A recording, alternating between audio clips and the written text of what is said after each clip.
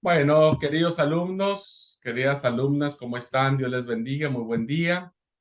Bienvenidos a nuestra clase de introducción al Nuevo Testamento. Bueno, volvimos otra vez a nuestra modalidad en vivo para los que se conectan y para los que no, bueno, igual, no cambia mucho el tema.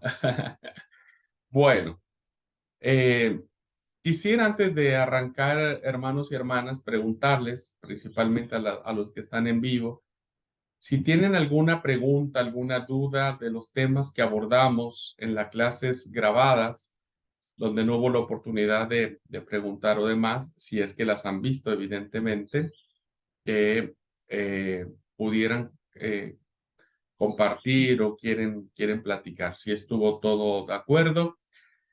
Estuvimos viendo básicamente todo lo que tenía que ver con la historia, ¿no es cierto?, de cómo se escribe el Nuevo Testamento. Hicimos una clase sobre el corazón del Nuevo Testamento, que es la persona de Jesús, la identidad de Jesús, lo maravilloso y grandioso que es Jesús, ¿no? En función de su ministerio.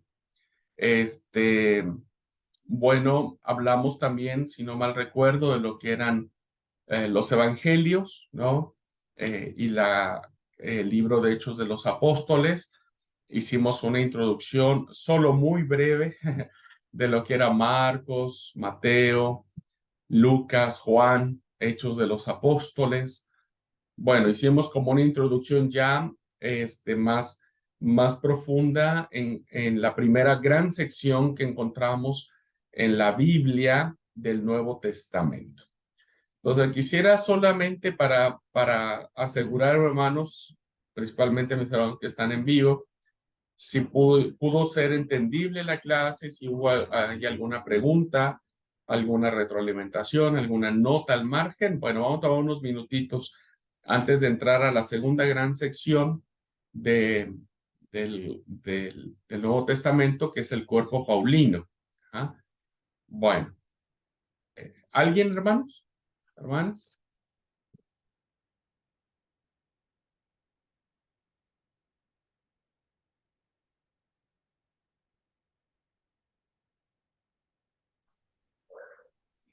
Las vi a las clases, son muy buenas.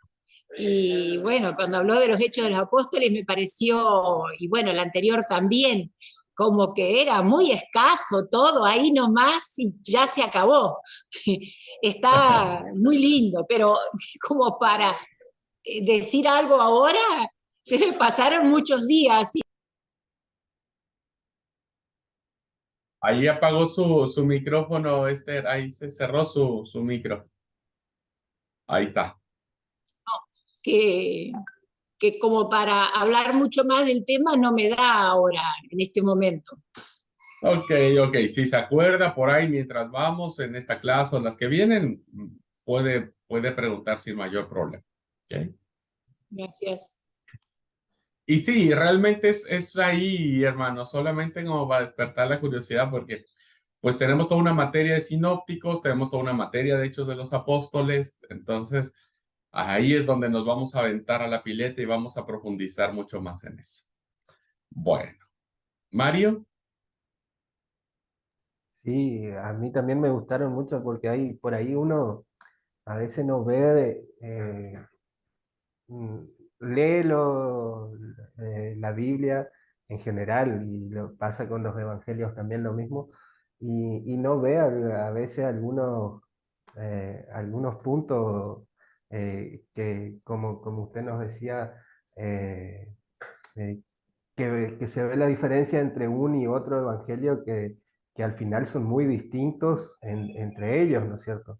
Inclusive me acuerdo muy patente de los siete puntos o signos que eran del Ujú. evangelio de Juan, que es algo por ahí que yo nunca lo vi por ese lado y nunca tuve esa forma de verlo, entonces esas cosas vienen, la verdad que vienen muy bien para tenerlas en cuenta, ¿no? Sí, sí, amigos, sí. Bueno, insisto, vamos a profundizar más lo que es la teología juanina en cuanto a los 7 milagros, 7 signos, 7 señales, porque la numerología es muy importante para el texto sagrado, muy, muy importante. Y los escritores bíblicos, bueno, lo saben muy bien, ¿no es cierto? Recuerdo que en una clase batallé un poco porque yo sabía que había ahí. Y en ese momento de la clase estaba leyendo el libro de Lucas en los relatos de los discípulos de Maús. No recuerdo por qué quería enfatizar que había el nombre de alguien y no encontré en ese momento. Yo dije, acabó la clase, terminó la grabación y dije, ¿cómo que no? A ver, no, no, no puede ser. Yo sé que está aquí. Y volví a leer con calma y sí, sí estaba. Solo que no sé por qué no lo vi en ese momento. Es Cleofas. Cleofas es uno de los discípulos con el que Jesús se encuentra en el relato del camino a Emaús, ¿no? Que les decía que es un relato muy profundo. Lucas aborda mucho los aspectos políticos. Hay mucha política en el Evangelio de Lucas. Y el relato de los discípulos de Maús contiene una carga muy fuerte de aspectos políticos, muy, muy fuerte. Entonces, bueno, era explicar, ahora ya no recuerdo mucho por qué quería enfatizar el nombre de los discípulos, pero sí, uno era Cleofas, el otro no sabemos el nombre, pero hasta subrayado lo tengo en mi Biblia y no sé por qué en ese momento no lo encontré. Pero bueno, ya, ya me saqué la duda y ya se la comparto. Así que si en algún momento vuelven a ver la clase, vean esta para que sepan que sí, era Cleofas. Sí, Mario. Sí, esa es otra cosa, como usted dice, que Lucas toca el aspecto político. Nunca tampoco me fijé el lado de que Lucas lo toma muy del lado de doctor, y hace muchas cuestiones de su profesión, ¿no es cierto? Incluso me acuerdo muy bien de lo que usted decía del tema de transpirar sangre, que Jesús en ese momento como que le caían gotas de sangre cuando estaba, y era como por el estrés del momento, ¿no es cierto? Y era algo que Lucas lo sabía como médico, ¿no? Y lo refleja como médico. Lo mismo sucede, por ejemplo, con Mateo. Mateo se le atribuye a Mateo, el discípulo, el evangelio, ¿no? Y sabemos que la profesión de Mateo era recaudar impuestos y su evangelio habla mucho de eso, habla mucho de monedas, habla mucho de cuentas, habla mucho de deudas, habla mucho de denarios, habla mucho de salarios, bueno, son las características propias de la personalidad de cada escritor, ¿no? También lo vemos en Mateo muy marcadamente, muy marcadamente.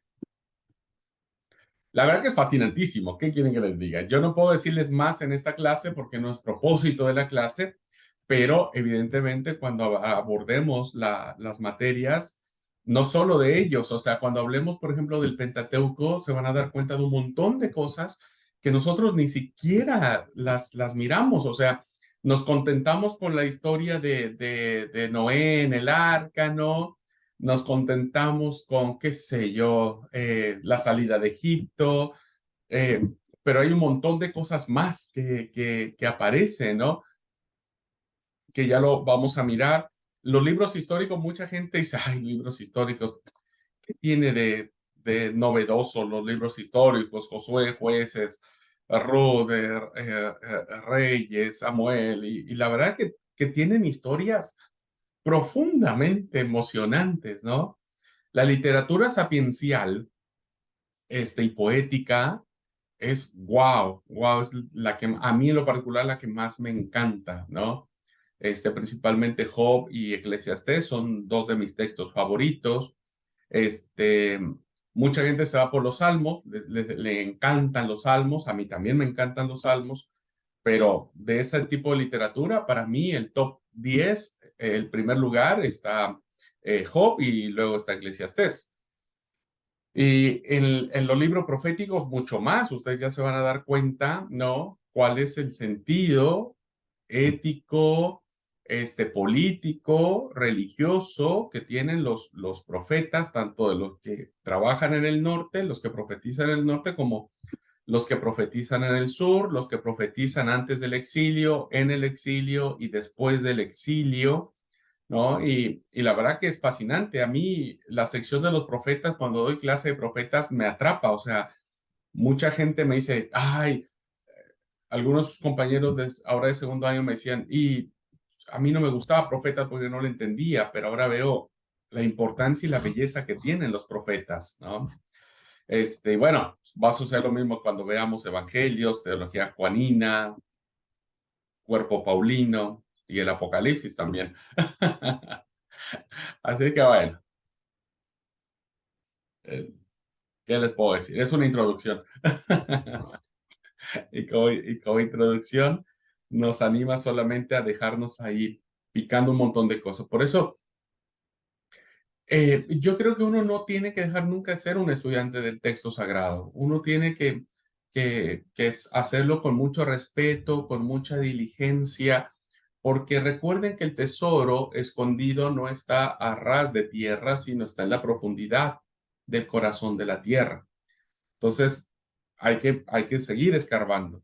Y cuando uno más escarba, uno más se asombra, pero nunca para dudar de la divinidad, ni de la revelación de Dios, ni de la inspiración bíblica. Eso no debería suceder jamás, porque yo estoy plenamente convencido que la Biblia es palabra de Dios, solamente que cuando uno va descubriendo lo maravilloso que es, cómo ha ido conformándose, cómo se ha ido amalgamando, cómo ha ido respetando la impronta humana, ¿no?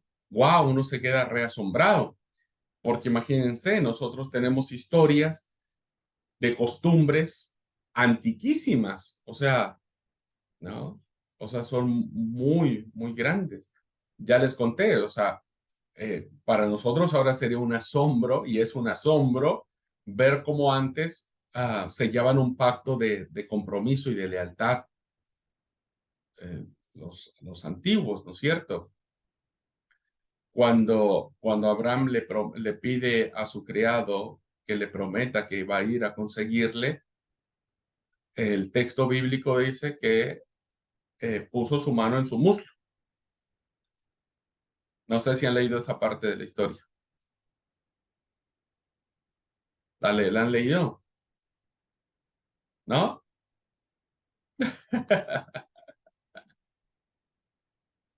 Vamos a mirarla.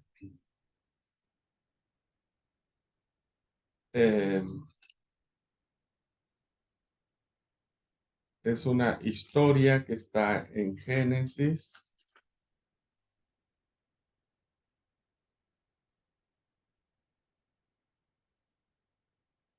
Capítulo 24, versículo 9. Si nosotros leemos en Reina Valera esto, ni pelota le damos, ¿no? No le damos importancia. Es solamente un ejemplo para decir, hermanos, que el texto sagrado es realmente fascinante en cuanto a toda esta forma en que se ha compuesto. Bueno, Génesis 24, 9. Bueno, el 8 dice, y si la mujer no quisiere venir en pos de ti, serás libre de este mi juramento, solamente que no vuelvas allá a mi hijo. Y el 9 dice, entonces el criado puso su mano debajo del muslo de Abraham, su señor, y le juró sobre este negocio. Si leemos en esta versión, pues, ¿qué les dice a ustedes, hermanos? ¿Qué se imaginan? Dice que puso su mano debajo del muslo de Abraham, su señor. Por eso es importante que ustedes tengan algunas otras versiones siempre al lado de la que ustedes usen. ¿Alguien tiene alguna versión diferente sobre este pasaje? Yo voy a buscar aquí en Biblia de Jerusalén a ver cómo dice la Biblia de Jerusalén. Perdón, Pastor Génesis, ¿cuánto era? 24, 9. Génesis 24, 9. Yo tengo NTV A ver qué dice ahí. y dice, Entonces el siervo hizo un juramento poniendo su mano debajo del muslo de su señor, Abraham, y juró seguir sus instrucciones. Es muy parecida a la que leyó usted. Sí, sí, muy parecida. Como es aquí también la Biblia de Jerusalén dice lo mismo, ¿no?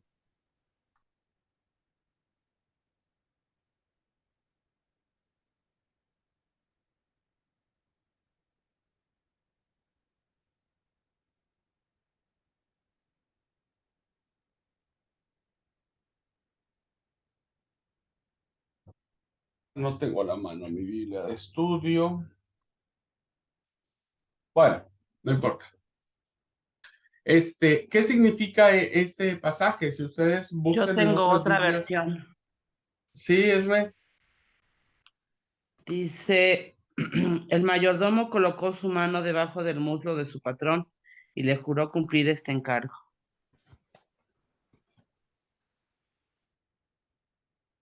¿Qué significa literalmente, hermano? Significa que la forma en que antes se tenía es que lo que hizo el criado es que le agarró el pene a Abraham, o sea, sus partes íntimas. Era la forma en que se tenía, ¿no? Para sellar un compromiso. Ujú. Eso es lo que literalmente quiere decir el texto. Eso no lo podremos hacer nosotros ahora. Sería muy difícil llevar a cabo este compromiso, ¿no? O sellarlo de esta manera. Hoy sellamos los compromisos firmando un documento. Antes no, antes tomar los genitales con la mano, ¿no? Era algo diferente. Entonces, este ejemplo solamente puse y hay otros más, un montón de ejemplos más en el texto que al no saber su significado, pues pasa por alto esta parte, ¿no? De entender que la Biblia es asombrosísima, es un texto maravilloso, inspirado por el Espíritu Santo, que preserva eh, con claridad, con prolijidad, las cosas que se vivían en el pasado. Ajá. Bueno, no sé por qué salió el ejemplo, era porque creo que era para resaltar la importancia que tiene el texto como un texto que nos manifiesta eh, acciones, actitudes muy antiguas, que evidentemente si alguien quisiera tomar de manera literal el texto bíblico, bueno, aquí se toparía con un problemón, ¿no? Si alguien quisiera decir, no, la Biblia hay que hacerla tal y como dice, bueno, no sé si va a querer hacer este tipo de pactos con alguien. ¿Mm? Bueno, listo.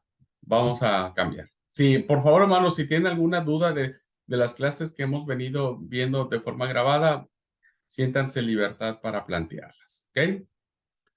Bueno, vamos a iniciar ahora. Voy a compartir la pantalla porque vamos a tomar ahora el cuerpo paulino, las cartas paulinas a modo de introducción. ¿Ok? Ah, perdón, un segundo, un segundo. Entonces, a modo de introducción, vamos a tomar las cartas paulinas o el cuerpo paulino como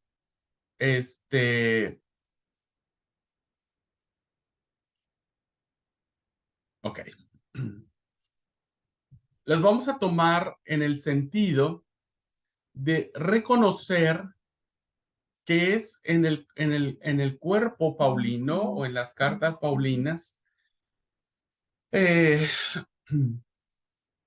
el punto medular que contiene la mayor parte de la teología narrada en el Nuevo Testamento. Porque las cartas paulinas, o el cuerpo paulino, ¿no? O el corpus paulino, como sea, como ustedes lo nombren o lo encuentren en algunos libros, pues evidentemente va a plantear el rumbo, el faro sobre el cual va a descansar la línea teológica que seguirán los escritores sagrados y las primeras comunidades cristianas en cuanto a la interpretación de Jesucristo como Salvador. Ojo con esto, como Salvador del mundo. Pero también, hermanos y hermanas, va a plantear la teología paulina, la va a plantear desde la óptica o desde la perspectiva de la venida de Cristo. Entonces, la teología paulina va a decir lo siguiente en términos muy, muy concretos. Cristo viene pronto, puede venir mañana, en una semana, en un mes, pero no va a pasar de esta generación. Entonces, el Señor viene pronto, viene a volver a establecer su reino sobre la tierra. Por lo tanto, necesitan ser salvados la mayor cantidad de personas posibles. Entonces, la teología paulina urge a los cristianos a vivir de acuerdo a los reinos, a vivir de acuerdo a los valores del reino de Dios para que cuando Cristo venga, que insisto, puede ser mañana, ¿no? Pablo estaba convencido que Jesús iba a venir al otro día o en un mes o en un año, pero ahí no iba a pasar más que de eso.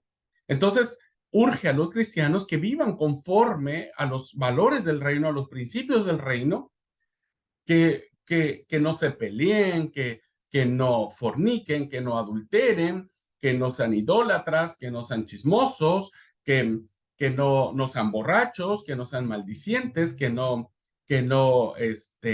haya desunión en las iglesias, que haya igualdad, que haya perdón, que haya fraternidad, que haya un ambiente de tal manera que cuando Cristo venga, encuentre ese ambiente y todo sea un shalom, ¿no?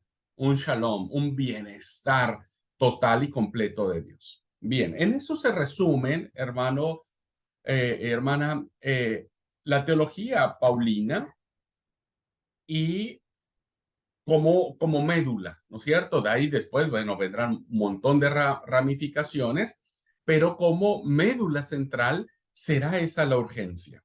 Tenemos que ver a las cartas paulinas, las 13 cartas paulinas, las tenemos que ver bajo esa perspectiva. Y tenemos que saborearlas en función de este sentir que tenía Pablo de urgir a la iglesia cristiana que se porte bien. Déjenme plantearlo en términos burdos. Pórtense bien porque Jesús ya viene. En términos muy llanos lo estoy diciendo. Bueno, entonces, a continuación voy a plantear de manera, insisto, muy general esta clase y la siguiente. Voy a plantear las 13 cartas paulinas y voy a sacar sus temas más importantes, ¿no? No va a ser exhaustivo, pero sí vamos a plantear los temas más, algunos datitos ahí de las cartas y vamos a mirar algunos mensajes fundamentales que tienen las cartas sobre las iglesias a las cuales va dirigidas. Bueno. La primera de ellas, como hemos dicho y que muchos eruditos plantean como una alta probabilidad de que la primera carta a los tesalonicenses haya sido el primer escrito canónico, que se haya redactado en función de esta situación que les estoy diciendo, ¿no? De la venida de Jesús. Entonces, primero los tesalonicenses es la primera carta que Pablo escribe, ¿no? Que Pablo escribe, la foto que está allí es la antigua Tesalónica. ¿Y qué es lo que vemos en esta carta? Bueno, la primera carta a los tesalonicenses es cronológicamente la primera carta escrita por Pablo, decimos, primer escrito canónico, porque es el primer escrito que aparece en la lista canónica de bueno, de la Biblia del Nuevo Testamento. Y más aún, ¿no? Como un dato importante de esta carta, es el primer documento cristiano que se conserva, escrito más o menos 2 décadas después de la muerte del Señor, más o menos, ¿no? 57 más o menos se data la carta de Pablo a los tesalonicenses. Y es muy importante en función, queridos hermanos y hermanas, de la diversa y, y multiplicativa literatura que en ese momento se daban. El hecho de que sea el primer documento cristiano que se conserva le da un sabor a qué es lo que estaba sucediendo. No vamos a leer ahora Tesalonicenses, ya lo vamos a hacer en su momento, pero Tesalonicenses tiene que ver mucho con este sabor de cómo se movía, cómo estaba el ánimo de la iglesia en aquel tiempo, ¿no? En función de la venida de Jesús, en función de la venida de Jesús. Se trata de un texto rebosante de vida y expectación, hay algarabía, hay mucha impronta en la carta de los tesalonicenses, un tesoro de carta en la que descubrimos los elementos básicos de lo que será la iglesia de Jesús a lo largo de los siglos hasta el momento actual, porque bueno, finalmente el Señor Jesús no vino, ¿no? Al menos no en el tiempo de Pablo, pero sí hay elementos fundamentales que tienen que ver con la vivencia de la iglesia en cuanto a su conformación. Y entonces encontramos uno de los pasajes más hermosos que está en el capítulo 4 sobre la vida que agrada al Señor, y el texto más interesante de esto es el versículo 7 del capítulo 4 de Tesalonicenses, que dice: porque no nos ha llamado Dios a inmundicia, sino a santificación. Pórtense bien porque Cristo viene pronto, ¿no? Es lo que les estoy diciendo, porque el versículo 13 habla acerca de eso, ¿no? Tampoco queremos, hermanos, que ignoréis acerca de los que duermen, tal. Por esto decimos que el Señor mismo, con voz de mando, con voz de arcángel, con trompeta de Dios, descenderá del cielo y los muertos en Cristo resucitarán primero. Es decir, Dios no nos ha llamado a inmundicia, a santificación, porque la trompeta va a sonar, ¿no? Y cuando hablamos de trompeta, hermanos, estamos hablando de un término simbólico histórico, porque resulta que cuando un personaje importante llegaba a la ciudad, las trompetas sonaban como un signo de victoria.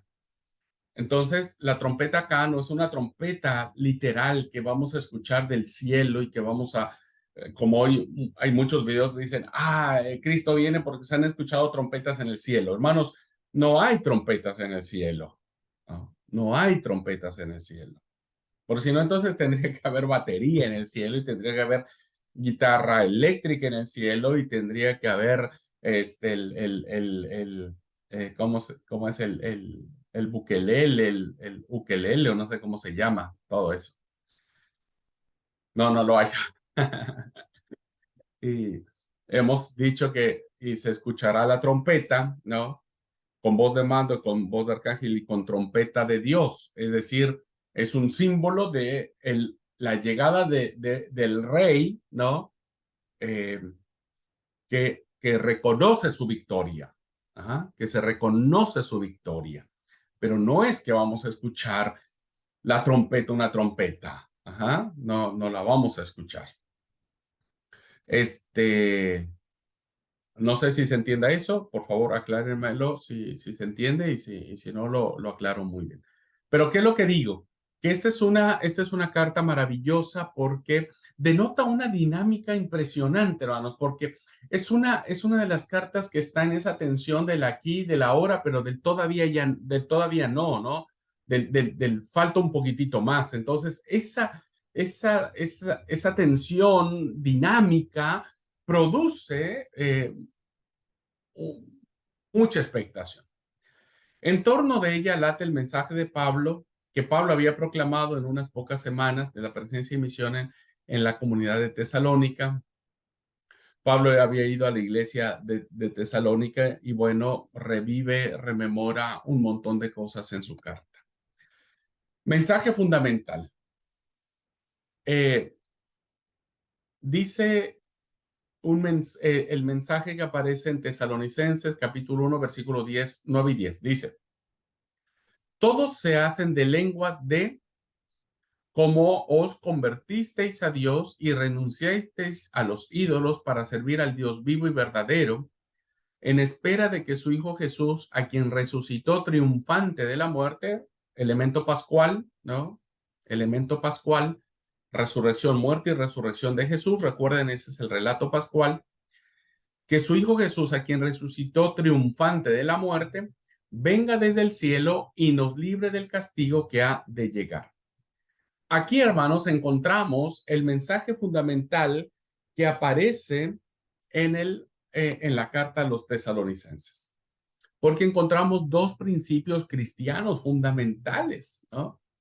Que si bien es cierto para la iglesia de Tesalónica le hicieron sentido en ese momento, ahora nos lo hacen sentido a nosotros, ¿no? A la iglesia del siglo XXI. ¿Qué dos principios sacamos de este mensaje que Pablo le escribe a la iglesia de Tesalónica? Primero, Pablo reconoce que hay una profunda conversión de la iglesia. Esto es fundamental. Esta es una iglesia helénica, esta es una iglesia griega. Tesalónica, evidentemente, tenía sus raíces profundamente helénicas, diríamos, ¿no? Y Pablo reconoce su conversión. Los pagano-cristianos han abandonado a los ídolos paganos y se han vuelto al único Dios verdadero. Esta metanoia, hermanos, esta transformación es fundamental en la práctica de la fe cristiana de los gentiles, diríamos, en Tesalónica. En efecto, dice, se vincula así con los judíos, porque entonces, ¿qué es lo que pasa? Que el judaísmo después del exilio, en la etapa de la restauración, los judíos mantuvieron un monoteísmo estricto. Antes no, ¿no? Antes ya lo vimos, en la época de los reyes eran más idólatras Israel, que para qué le cuento. Pero después del exilio, ¿no? Volvieron a las raíces monoteístas, entonces volvieron muy celosos del único Dios verdadero. Y esto, hermanos, la conversión que tiene la iglesia gentil hacia el único Dios verdadero lo vincula hacia el sentido judío, porque entonces ya no reconocen más Dios que el Dios que se ha promulgado, que se ha revelado en el Antiguo Testamento. En efecto, hay un fondo común judío que consiste en servir, en adorar, ¿cómo se llama? En rendirse al único Dios verdadero. Por eso acá, en el versículo 9 dice, como os convertisteis a Dios y renunciasteis a los ídolos para servir al Dios vivo y verdadero. Pablo resalta esta conversión de la iglesia, ¿no? Los tesalonicenses que antes eran paganos se han transformado, convertido, abandonado a los ídolos con todo lo que ello implica. Y no es fácil, hermanos. Imagínense toda una vida rendir culto a sus dioses, a sus divinidades, así fueron educados, así fueron instruidos, pero ahora por el mensaje del evangelio, esta gente es capaz de renunciar a la liturgia, a las ofrendas, a las peticiones, a las rogativas, a consultar a los oráculos. Realmente hay un profundo sentido de desarraigo en su, ¿cómo se llama? En su quehacer idolátrico, ¿no? Que Pablo le reconoce y dice, wow, me encanta que hayan hecho eso. Renunciaron a sus ídolos y ahora se convirtieron profundamente a Dios. Bueno, la conversión, hermano, sigue siendo uno de los temas fundamentales de la iglesia del primer siglo. Nosotros tenemos que vivir convertidos a Dios, ¿no? Nos debemos convertir a Dios, renunciando a nuestros ídolos. Ahora, el segundo principio que encontramos es la esperanza mesiánica. Repetida por parte mía de manera enfática, porque esta esperanza mesiánica es lo que le da sentido a la renuncia de los ídolos, ¿no? Es decir, yo renuncio a los ídolos porque creo que Jesús viene pronto y viene para librarnos de todo lo que pasa, ¿no? Por eso dice, en espera de que su Hijo Jesús, a quien resucitó triunfante de la muerte, venga desde el cielo y nos libre del castigo que ha de llegar. Todos los cristianos, ya sea de origen judío o pagano o gentil, se convierten no solo para servir a Dios, sino para esperar a su Hijo Jesucristo. Los cristianos comparten con los judíos el monoteísmo, pero se distinguen en su forma de creer y esperar a su Hijo resucitado. ¿Por qué? Porque como les he dicho, hermanos, la gente renuncia a sus ídolos, sirven a Dios, pero están en espera de la segunda venida de Jesucristo. Cosa que no sucede con los judíos. Los judíos solamente están esperando la primera venida porque no reconocen en Jesús la venida de Jesús como el ungido de Yahvé. Entonces, están esperando a Jesús en su segunda venida porque reconocen que Él vendrá pronto. Entonces, en esta carta, hermanos, hay un sentido profundo de la venida de Jesús, de que Jesús viene. Por lo tanto, vale la pena dejar todo, abandonar todo, porque el Señor puede venir, insisto, mañana, pasado, en un mes, en un año, pero pronto va a venir. Es como la conciencia que el Señor no es que va a tardar 21 siglos, o 22, o 23, o 24, o 25 siglos, no sabemos cuándo el Señor venga, pero hasta en tanto, nosotros que hemos renunciado a nuestros ídolos, tenemos que seguir sirviendo al Señor en nuestra generación. Muy bien, entonces, más o menos así es Tesalonicenses, es una carta hermosísima. Céntrense en este versículo, reflexionen en estos dos principios cristianos que tienen que ver con la llegada del Mesías o la segunda venida de Jesús. Bien, luego nos pasamos, vamos a ver las siguientes cartas paulinas que dicho sea de paso, son las cartas que se le atribuyen a Pablo de manera particular, que es la primera y la segunda carta a la iglesia de Corinto. Más o menos son la ciudad de Corinto, que aparece en pantalla. Muy bien. ¿Qué tenemos que decir de esta carta? Como ya dije de Tesalonicense, la primera carta, no hablé de la segunda, solo hablé de la primera carta. Bien, ahora veamos primera y segunda carta a los Corintios. Como supone Hechos, capítulo 18, del 1 al 17, Pablo pasó 2 años en Corinto, más o menos en el 52. Déjenme. Del 50 al 52, Pablo pasa en la iglesia de Corinto. Y vuelve después por lo menos 2 veces a la misma iglesia. En el año 54, a la llamada visita intermedia, y luego en el 56, de viaje a Jerusalén con la intención de seguir viajando hasta Roma. Es decir, Pablo tiene un contacto muy profundo con la iglesia de Corinto, ¿no? Y entonces lo plantea como tal. Es decir, las cartas a los Corintios son cartas de un pastor, si podríamos llamarlo de esa manera, que conoce muy bien a sus ovejas. Conoce muy bien la problemática que está pasando. Por eso vemos el tono en que Pablo habla, vemos la forma en que Pablo se dirige a la iglesia de Corinto, etc. Por otra parte, el apóstol Pablo mantuvo con los corintios una correspondencia intensa, apasionada, larga Nosotros solamente tenemos 2 cartas canónicas, ¿no?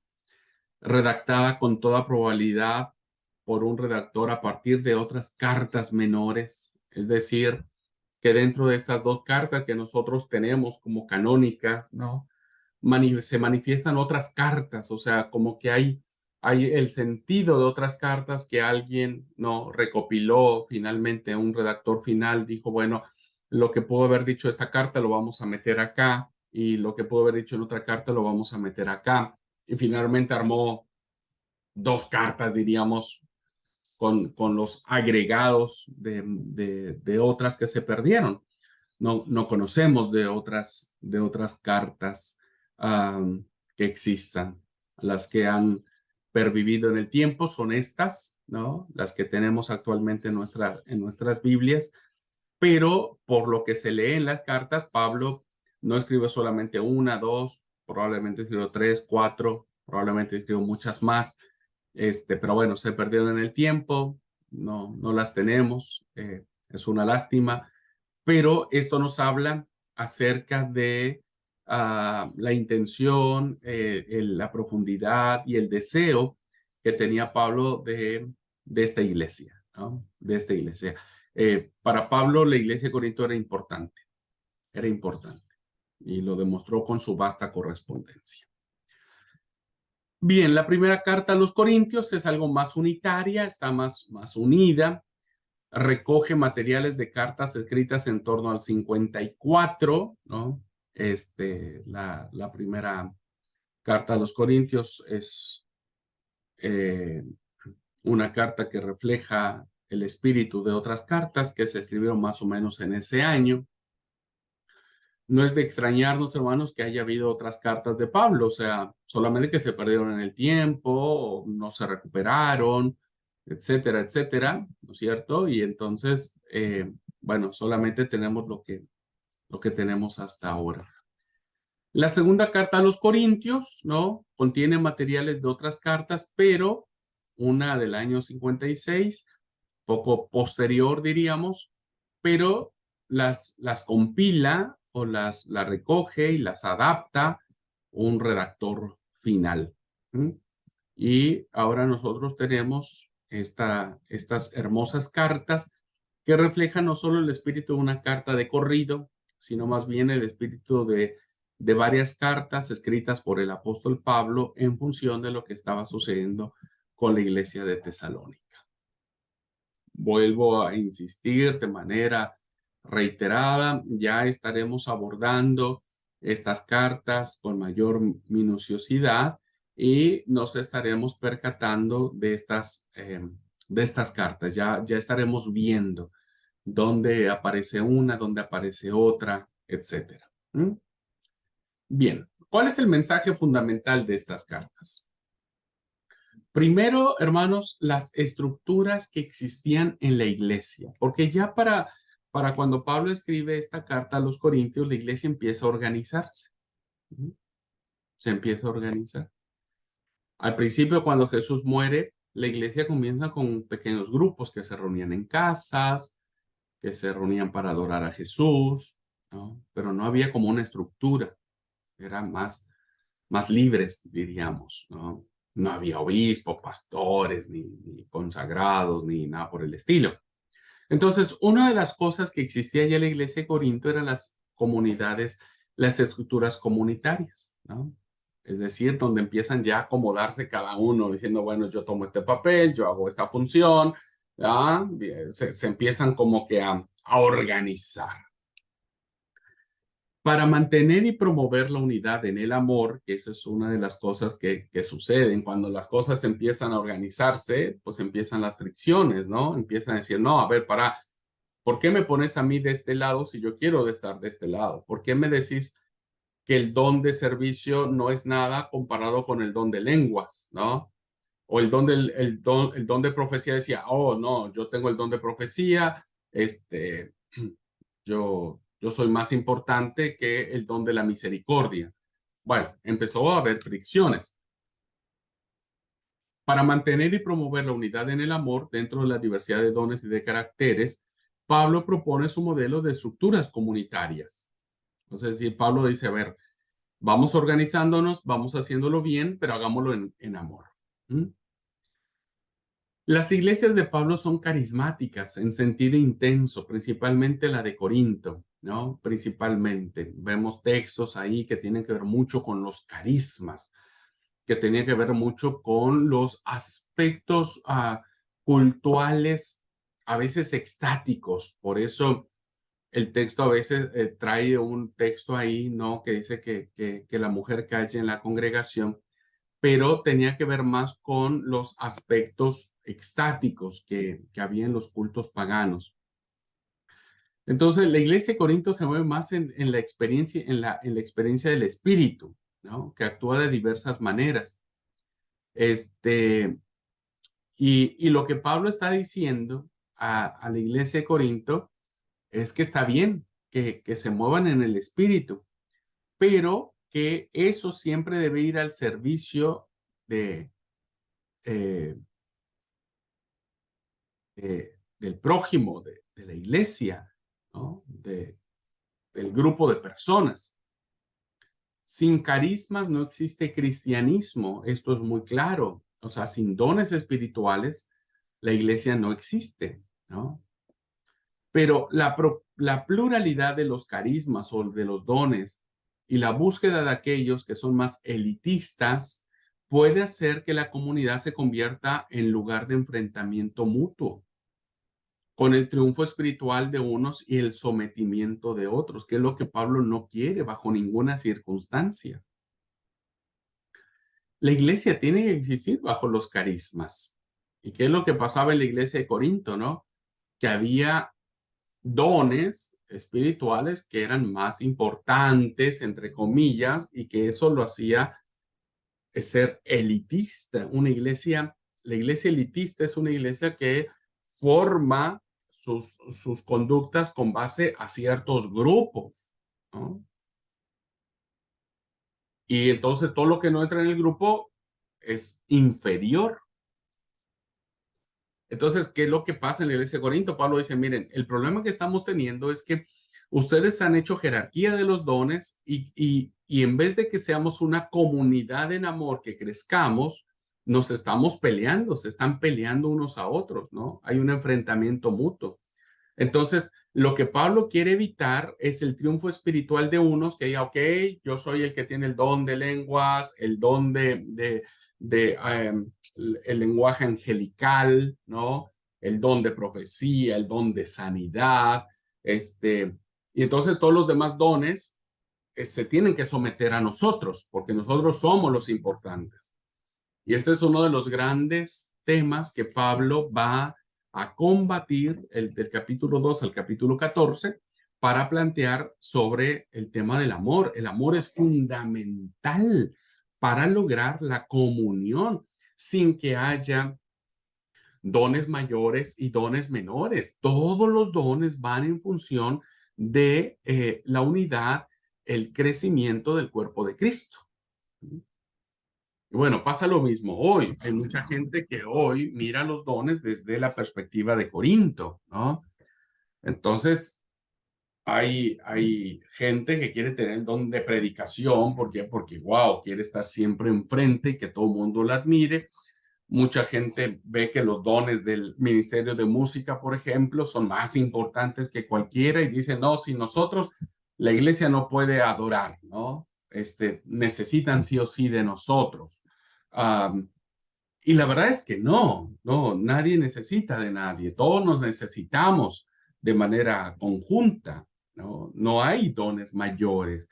Pero bueno, hoy la práctica nos dice que mucha gente sigue manifestando, ¿no? Este elitismo de dones. Y a veces cuando uno lo nombran pastor o diácono, presbítero o diaconisa u obrero o maestro consagrado, ya nos sentimos como de la casta, ¿no? La casta sacerdotal y ahora yo soy un consagrado. No somos más que nadie, no somos más que nadie, en lo absoluto.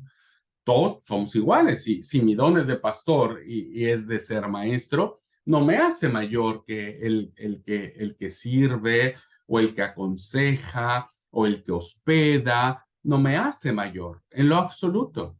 ¿Ah? Ni el que tiene esos dones lo hace menor. Y esto es lo que plantea el Evangelio de Mateo. Perdón, no sé de dónde saqué Mateo. Es lo que plantea Pablo en la iglesia de Corinto. Y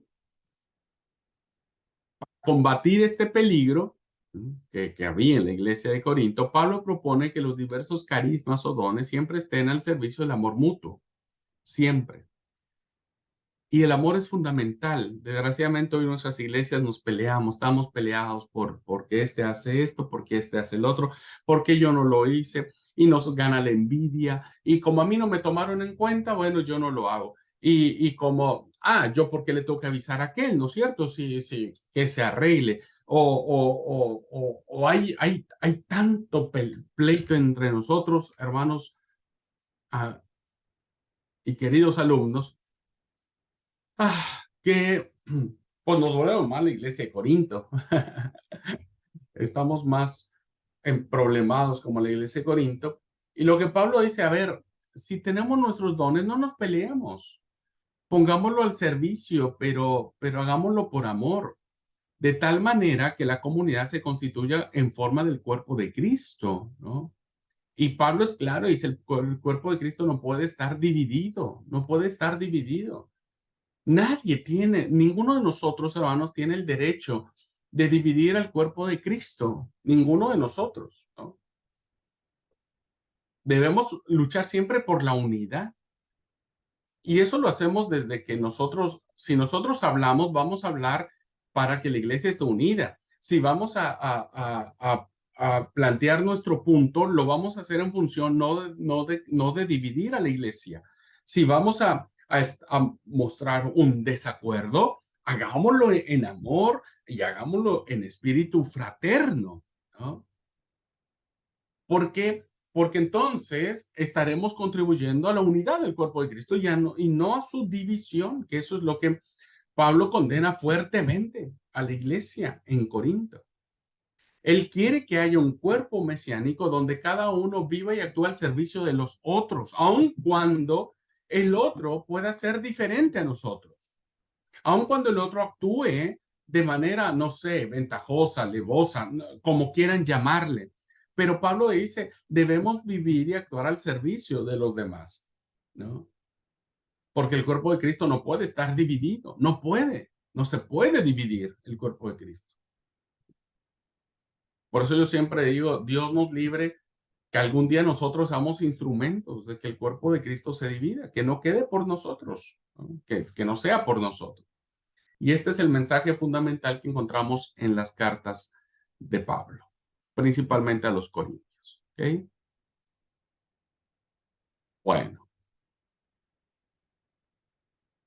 Segunda situación que había en las cartas a los Corintios. Primero, las estructuras comunitarias, es decir, organicémonos en función de nuestros dones, no dividamos el cuerpo de Cristo, ¿no?